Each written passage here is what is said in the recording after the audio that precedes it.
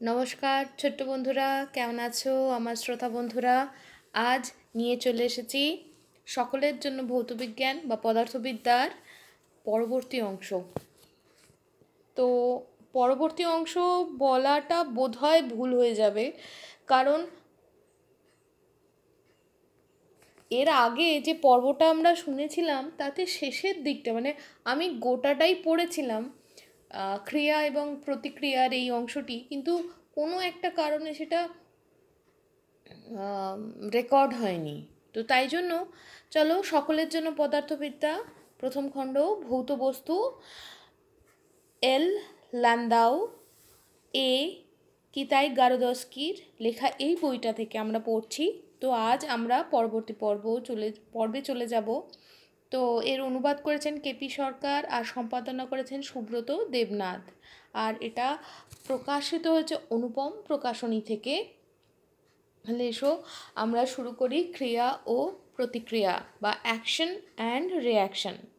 প্রত্যেক বলের ক্রিয়ারই একটি প্রতিক্রিয়া আছে। ব্যাপারটি অনেক সময় আমরা খেয়ালই করি না। স্প্রিংয়ের গদিমোড়া বিছানায় সুটকেস রাখলে জায়গাটি একটু বসে যায়। সুটকেসটির ওজন বিছানার উপরে ক্রিয়া করছে, এটা বুঝতেও অসুবিধা হয় না। যাই হোক, অনেক সময় ভুলে যাই বিছানাটিও সুটকেসের ওপরে বল প্রয়োগ করছে। বস্তুত সুটকেসটি নিচে পড়ে যাচ্ছে না, এর অর্থ সুটকেসটির ওজনের সমান একটি বল লম্বভাবে ওপর দিকে ক্রিয়া করছে। এটার একটা একটা বেশ মজার উদাহরণ হলো, ধরো একটা, যদিও আমরা সেটাকে প্লবতা বলে জানি, তবুও ধরো জল রয়েছে, জলের ওপরে আমরা একটা প্লেট ভাসিয়ে দিলাম। এখন এই যে ভাসিয়ে দিলাম এর অর্থ কি? প্লেটের যে ভর সেটা তো নিচের দিকে কাজ করছে, তাই না? এই নিচের দিকে কাজ করছে, কিন্তু ওটা যে জলে আমি ভাসিয়ে দিয়েছি আমরা, সেই জল, যদি জলটা না থাকতো কি হতো? এই প্লেটটা টুকুস করে নিচে পুরো পড়ে যেত, তাই না? পুরো একদম এই গ্লাসের এই ধরো ডেচকির নিচে চলে আসতো। কিন্তু তা না করে প্রথমত এর মধ্যে যে জলটা রয়েছে সেই জলটার নিজের একটা আয়তন আছে, নিজের একটা অস্তিত্ব আছে। তা সেই অনুযায়ীও যদি দেখি জলের ঘনত্ব তো এই প্লেটটার ঘনত্বের চেয়ে বেশি নয়, অনেক কম।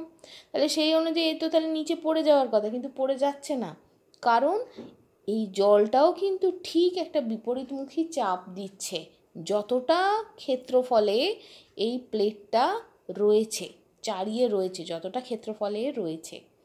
তো এটা একটা বিশিষ্ট মানে একটা নির্দিষ্ট উদাহরণ।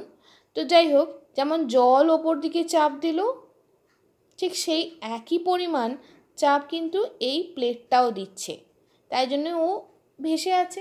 যদি না দিত গোটা প্লেটটা জুড়ে, মানে এর গোটা আয়তনটা জুড়ে, ক্ষেত্রফল জুড়ে, তাহলে কিন্তু এই প্লেটটা ভেসে যেত, এই ডুবে যেত। ঠিক যেমন আমি যদি প্লেটটাকে লম্বা করে খাড়া করে এর ওপরে দিই, তাহলে এর যেটুকুনি আয়তন আছে সেই অনুযায়ী কিন্তু এর যে চাপ বা বল সেই সমান এই জলটা কিন্তু চাপ দিতে পারবে না, তখন কিন্তু এই প্লেটটা ডুবে যাবে, তাই তো? তাহলে আমরা আগে এগিয়ে যাই। অভিকর্ষের বিপরীতমুখী বলকে সাধারণভাবে অবলম্বনের প্রতিক্রিয়া বলে। প্রতিক্রিয়া শব্দটির অর্থ বিপরীত ক্রিয়া।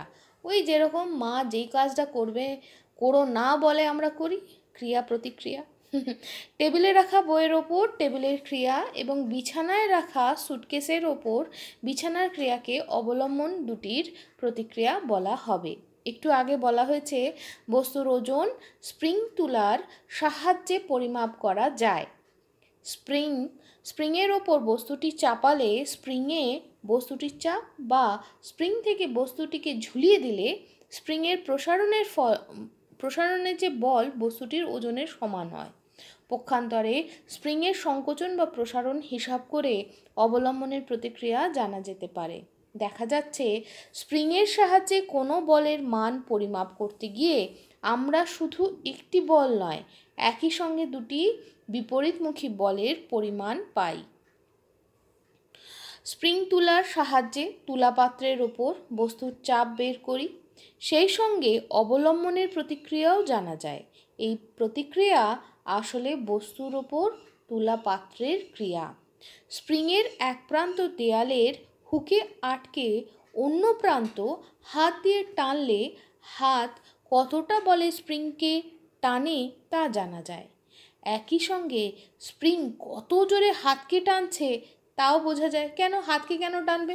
ও যদি না টানে, যদি স্প্রিং ধরো আমি যদি এরমভাবে ভাবি, যদি এই তো স্প্রিং আছে এখানে এরকম রয়েছে, এবার আমি যদি এটাকে টানতে থাকি, টানছি, আমি আস্তে আস্তে নিজের মতো করে পেছন দিকে এগিয়ে যাচ্ছি, তাই না? টুকটুক টুকটুক করে।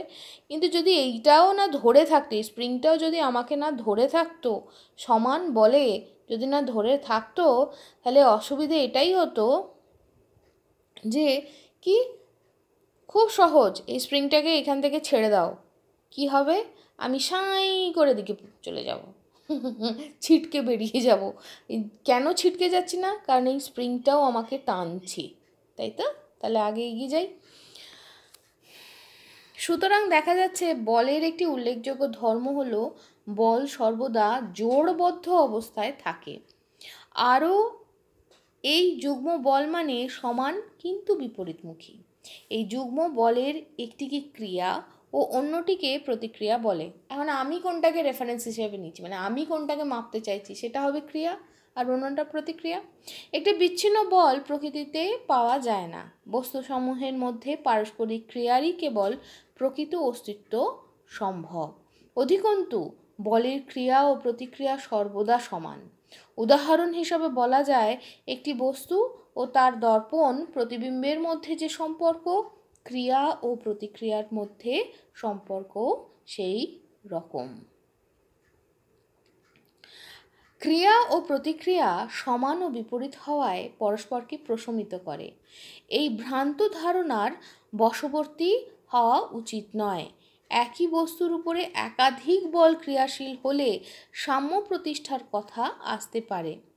যেমন টেবিলের ওপর রাখা বইয়ের ওজনকে বইয়ের ওপর পৃথিবীর আকর্ষণ বল, টেবিলের প্রতিক্রিয়া বইয়ের ওপর টেবিলের ক্রিয়া বল প্রশমিত করে। দুটি ভিন্ন পারস্পরিক ক্রিয়ার সাম্য প্রতিষ্ঠার ক্ষেত্রে যেসব বলের প্রসঙ্গ আসে তাদের সঙ্গে তুলনায় বলা যায় ক্রিয়া প্রতিক্রিয়ার একটি জোড় একটি পারস্পরিক ক্রিয়াকে নির্দেশ করে। আমাদের টেবিল ও বইয়ের উদাহরণ, ক্রিয়া হলো টেবিল বই এবং প্রতিক্রিয়া হলো বই টেবিল। ক্রিয়া ও প্রতিক্রিয়া বলা বাহুল্য দুটি ভিন্ন বস্তুর ওপর প্রযুক্ত হয়।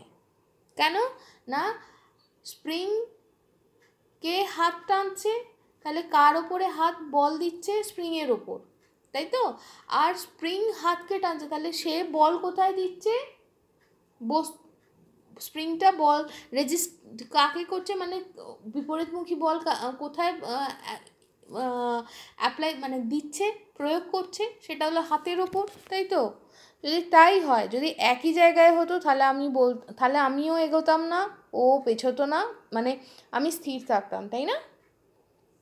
তাহলে ক্রিয়া ও প্রতিক্রিয়া বলা বাহুল্য দুটি ভিন্ন বস্তুর ওপর প্রযুক্ত হয়। এবার দীর্ঘদিনের একটি ভ্রান্ত ধারণাকে দূর করার চেষ্টা করা যাক।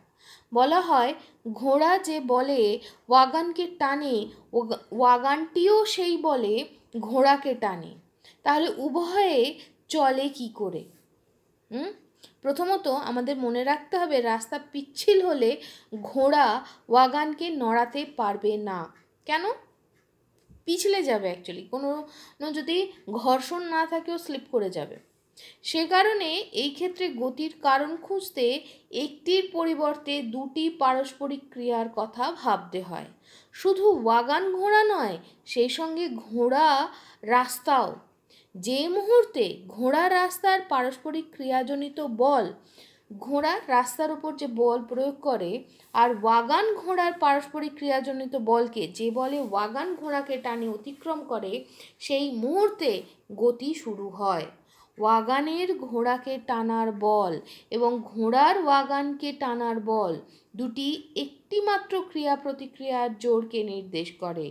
সে কারণে তাদের মান স্থির হওয়ায় স্থির অবস্থায় এবং গতির যে কোনো মুহূর্তে একই থাকবে। এখানে এই জিনিসটা একটু বুঝতে হবে। আমি যখন বললাম যে একটু আগে একটা উদাহরণ দিলাম না, যে স্প্রিং রয়েছে, আমি এগিয়ে যেতে পারতাম না। প্রথম কথা, দুটো আলাদা আলাদা উপরে বল প্রয়োগ হচ্ছে, তাই তো? কিন্তু এরপরে আমি যখন এগোচ্ছি, মানে আমি যে বলটা দিতে গিয়ে যদি এগোচ্ছি, আমি যদি একটা মাটির ওপরে বা জমির ওপরে থাকি, তাহলে আমাকে আর একটা বলকে কিন্তু অতিক্রম করে যেতে হচ্ছে, সেটা হচ্ছে ফ্রিকশন। এইখানে ফ্রিকশন, তাই তো? সেই ফ্রিকশনটা এখানে বলা হচ্ছে স্প্রিং। আমি যদি এই উদাহরণ দিই, স্প্রিং আর আমার মধ্যে একই কিন্তু বিপরীতমুখী বল কাজ করছে, তাই তো? কিন্তু সেটা নিজের মতো কাজ করছে, কিন্তু আমি যে এগিয়ে যাচ্ছি এই দিকে, এই এগোনোর জন্য আমার পা যে ফ্রিকশনকে প্রতিহত করে, মানে স্ট্যাটিক যে ফ্রিকশন রয়েছে তার চেয়ে বেশি বল দিয়ে যখন টেনে নিয়ে যেতে পারছে, যে তখন গিয়ে আমি কিন্তু চলমান হচ্ছি এই জায়গায়। তাই জন্য বলছে ওয়াগন আর ঘোড়ার মধ্যে যে সম্পর্ক, তারা এগোচ্ছে কোথায়? একটা থার্ড রেফারেন্স ফ্রেমে, মানে আর একটা রেফারেন্স ফ্রেম রয়েছে মাটিতে। তাহলে আজ এই অবধি ক্রিয়া প্রতিক্রিয়ার ছোট্ট একটু অংশ, যেহেতু আমরা পূর্ব যে পর্ব ছিল তাতে আমরা শুনতে পাইনি, তাই জন্য এই অংশটা আমি তুলে ধরলাম। যদি মনে হয় ব্যাখ্যা কোথাও ঠিক হলো না, তাহলে তোমরা সুন্দর করে বলবে, লিখে দেবে, তাহলে আমরাও ভালোভাবে জেনে নেব, শিখে নেব। তাহলে আসি আজ, টাটা।